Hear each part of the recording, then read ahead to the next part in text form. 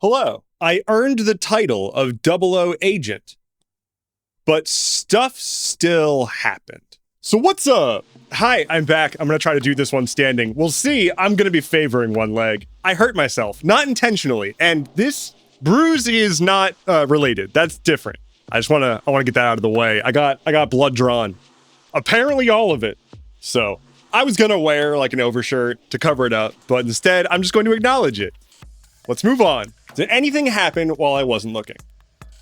Fuck. Let's talk about what happens when governments come for you. Wait, let's rework that one. Man, it's been a minute.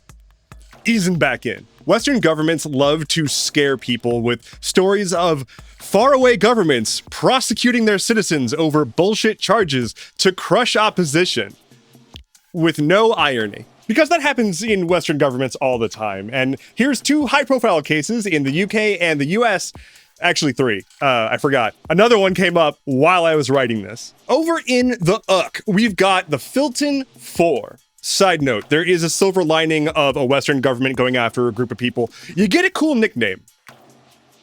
At least there's that. In the UK in 2024, a group of activists with Palestine Action raided an Israeli arms manufacturer to destroy weapons. This was about 10 months into the genocide in Gaza, and these activists were like, well, we're going to do direct action. We're going to go destroy the equipment that's being used to do a genocide. Of these activists, 4 were hit with pretty significant charges that landed with sentences ranging from around 6 years to 8 years in prison.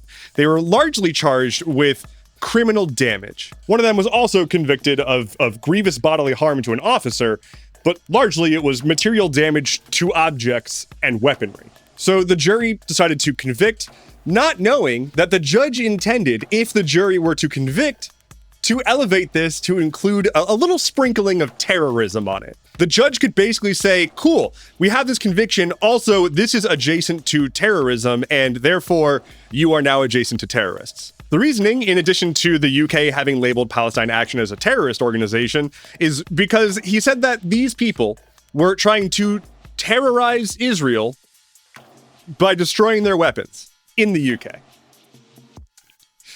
Cool. The terrorism designation, it's not really an additional charge, it's just like a flavor of the sentencing. So it means that they can't reduce their sentencing, and for any institutional purposes, they're gonna be considered a terrorist. Like, you want a bank account? Oh, no, we don't work with terrorists. Like, they're in the same group as Al-Qaeda now. So Palestine Action has been labeled as a terrorist organization, again, in the same vein as Hamas and Al-Qaeda per the UK. And now a recent court of appeal actually upheld that. Starmer, the current PM, is very underwater. He has a favorability of negative 46%, and even his own party wants him to resign. And this isn't really helping his case. Fun little bonus fact, in the past, Starmer actually defended people on very similar charges. So, we love what power does to people. Let's move on to our next group with a cool nickname. We're gonna pick the camera up from England and pan all the way over to Chicago to say hello to the Broadview Six. The Broadview Six are a group of anti-ICE protesters who were hit with federal conspiracy charges for protesting ICE. This group also included then congressional candidate Kat Abighazaleh. Here's the history. Back in autumn of 2025, ICE was in Chicago doing Operation Midway Blitz, one of their many operations to go into a relatively blue city with a relatively high population of minority folks so that they can terrorize them and kill them in the streets. So after a few weeks of masked federal agents with military gear disappearing their neighbors off the street, people from Chicago decided that it was time to protest. That's an understatement. They were protesting like immediately. But still. So one day there's a protest outside of ICE's Broadview processing facility. There's a whole bunch of protesters and an ICE agent tries to drive a car through the protesters. The protesters were like, fuck you. They were banging on the car. They keyed it. And the government was like, oh, they inscribed a mean message on the side of the car. Let's throw them all in jail. Weeks pass. Like nothing actually happened then. And suddenly, 6 people get informed that the FBI has indicted them on federal conspiracy charges. What followed was months of legal battles for these 6 normal people, just residents of Chicago. Hundreds of thousands of dollars of legal bills and going up against federal prosecutors in a bullshit case that you know is bullshit from the start. Oh, you were kind of in the way of a car driven by an ICE agent. we're gonna charge you with federal conspiracy. Thankfully, this has recently blown up in the government's face. The judge in this case was reading over the unredacted transcripts of the grand jury, which is the group of people you need to get an indictment. And it was revealing. Here's how it works. You want to indict someone, you're an attorney, you get a grand jury, and you make your case, and you're like, can I indict this person? And they say yes or no. If they say no, you can't do it. But in going over the transcripts from the grand jury, a few interesting things popped up. Let me read you some. This is an exchange between Mecklenburg, who is the U.S. attorney, and one of the grand jurors. Mecklenburg says, "Are you going to be able to listen with an open mind? Tell me the truth." The juror replied, no. To which Mecklenburg said, "Okay, then you have to go." The juror then chimed in. "I heard this case like last week, and I thought it was a crock of shit then, and I still think it is." Scene. How about one more? Just a quote from Mecklenburg. Speaking to the grand jurors, quote, "If you still feel like you are operating from feelings that prevent you from deliberating fairly with your fellow grand jurors and applying the facts, the law to the facts here, then tell your fellow grand jurors that you can't deliberate. If you can't come to the conclusion that I want you to, then sit this one out. You don't need to be a lawyer to know you can't do that. It's not allowed. It's pretty not allowed. It's also not new. It's not like this is the first time the Trump administration or any administration has done this. This is what the Department of Justice does when they want to silence opposition. That said, it's being done by far more incompetent people now, and so stuff like this is happening. And now, again, as I said, it's blowing up for the government. These transcripts come out, the judge is like, what the fuck? And now they're digging further into the attorneys and what happened. They're also now having the defendants ask to have their legal bills covered because this was a farce. The defendants are also seeking discovery in DOJ communications about this case, going all the way to the top, like the attorney general. Hopefully, we'll get some more fun things to read about how incompetent these people are. And we'll use that as the backdrop for our third group that was announced as I was writing this story, the Minneapolis 15. At least that's what I'm calling them. I don't know if they've got an official name. I'm just kind of giving them that nickname. It's 15 people who were charged in Minneapolis, again, for protesting ICE. It's a part of Trump's attempt to go after Antifa, which is not an organization. And so they went after 15 people who were associated with a group called Direct Action Minnesota. Essentially, it's a rapid response group. Like, it's like a protest group that's like, hey, this is happening in this location. Let's go there and disrupt it. This is all very new. There's not a ton of information out about this right now. But I do want to read you what an argument made by the US government against this group was as to why they're being charged, why these folks are so dangerous. So we'll remember that the US has the best funded military on the planet and currently has a massive domestic occupation force who's walking around unchecked with military equipment.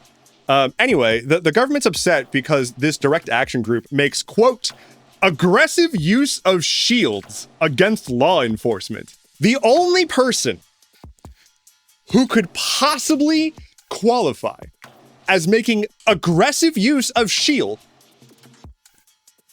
is Captain America.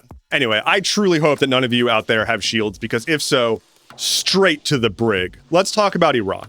I made a very quick video about this earlier in the week, but essentially there is almost a sort of peace deal between the US and Iran that probably won't stick, but maybe. It is a memorandum of understanding. It is the first step towards trying to actually have a peace agreement. It's essentially an outline for the plans for the peace agreement. We don't have a ton of concrete details about it because for whatever reason, the Trump administration is very uninterested in releasing it until after it's signed. Hello, it's mid-edit endeavorance. As I was editing this, guess what?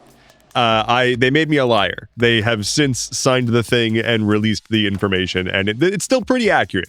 What I said here is still pretty accurate, but I'm gonna refer to it as having not been signed and whatnot.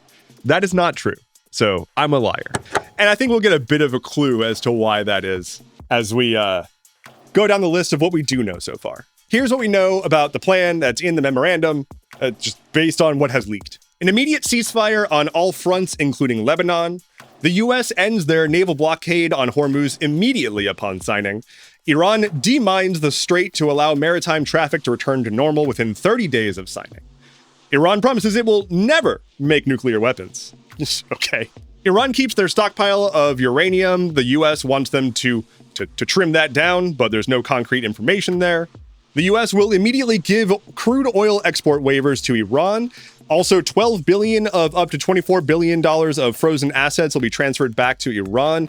And this is contested, and the information around how it'll be funded is opaque, but there's going to be a $300 billion redevelopment package for Iran. If this sounds like a total capitulation to Iran on behalf of the US, that's because it basically is.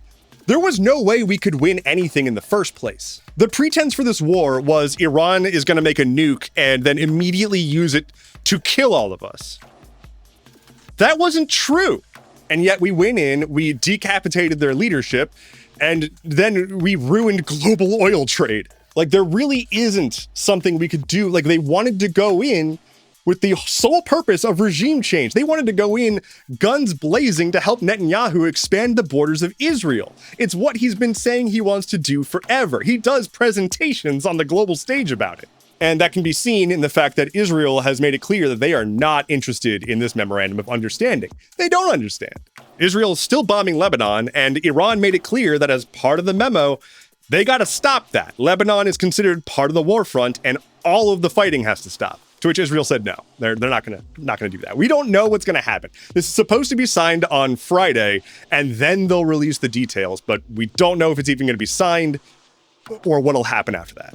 I am hopeful that people will stop being killed by various munitions. That's my main hope. I remain unconvinced that this is the end. That was a lot of, like, geopolitics. Let's talk about Ubisoft. Up front, I'm going to say Ubisoft. I've always said Ubisoft, but I'm pretty sure it's pronounced Ubisoft. I'm going to say Ubisoft. How about I'm going to call them Ububis. The Ububis are in the news because they have been closing offices left and right to try to fix their financial situation, which has apparently been in the gutter, despite a recent infusion of 1.25 billion euros from Tencent. Basically, the Ububis are closing offices left and right, and some of those offices are in Canada, and those offices in Canada were established because Ubisoft was given a ton of tax breaks and incentives for it. It is at this point that I would say, hey, municipalities at large, stop doing that. Stop offering massive tax incentives to giant international conglomerates in the vain hope that they're going to build a headquarters in your place. This happens all the time. In Halifax, they shut down their office right after the employees had voted to unionize. That was back in January. Just last week, they closed their office in Manitoba after saying that they were going to increase the headcount there. A lot of these corporations will roll up and get courted to build some facility under the guise of making more jobs. But the second that they're like, you know what, our bottom line doesn't really fit your country's needs, they're out of there. Invest in reusable community spaces, not private corporations. That's my recommendation. Because you don't have to look all that far back. Remember Amazon's HQ2? They were like, hey, we're going to build a new headquarters. And a ton of cities fell over themselves trying to give Amazon the best possible deal to come build in their place. Only for Amazon to turn around and cancel like half of their plans while pocketing everything along the way. So again, stop it. Hey, thank you so much for being here. If you like what I do, please make sure to comment, subscribe, whatever order you want to do. I also have new merch up at merchfrom.dev. You can grab yourself a Become Legend crustacean tee, or one of several other things. Celebrating the fun, fancy lobster from several episodes ago that they fished up out of Maine. It's a cool little guy. That's at merchfrom.dev. Links are in the description. Let's move on. Lightning round. Valve's Steam Deck has spiked in pricing due to the hardware shortage caused by AI. Thanks, AI. Here's the weather. The lead prosecutor on the case that's trying to go after James Comey, the former FBI director, for posting a picture of seashells on a beach spelling out 8647, has withdrawn from the case. Shocker. After a historic IPO, SpaceX is now valued higher than Amazon, despite having dogshit financials. An Air Force B-52 crashed in California shortly after taking off, killing 8 people. And finally for today, Pizza Hut is being sold to private equity for $2.7 billion. Someone finally out-pizzaed the Hut. How could this happen? That is all I have for you today. Thank you so much for watching. Let me know in the comments below how much you are going to pay to take back Pizza Hut. My name is Endeavorance. We'll talk again soon. Take care and be well.